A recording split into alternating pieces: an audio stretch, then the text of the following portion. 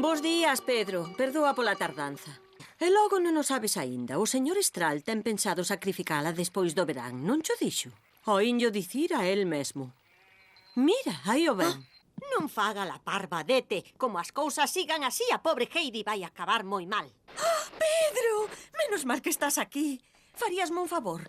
Alcanza o señor Tyndall e dalle esta bolsa. Sí, home, meu cuñado vai coller o tren a Mallenfeld e esqueceu esta bolsa na miña casa. É moi importante. Vaslle a levar, por favor.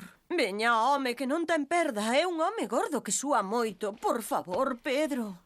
O señor Tyndall é moi xeneroso. Estou segura de que se lle leva a bolsa vai che dar unha boa propina, xa verás. Ata tan lonxe tiveches que ir. Sinto moito. Xa estás mellor. Oh, sí, é meu.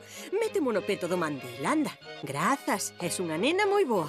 Ti non és Heidi, a neta do vello que vive nas montañas? Non tes 8 anos e afástase de todos, pasa o inverno alá arriba, na montaña. Iso non é ser raro dabondo. Parece un pouco parva. Muller, iso sabe o facer calquera. A ver, contanos, és ou non és Heidi? Ai, Pedro, como esteas sempre xogando con ela, vas a acabar parecendo unha nena.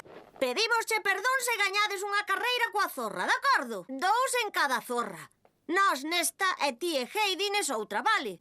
Se queres, damosvos unha pouca vantaxe. A meta é a Praza da Vila.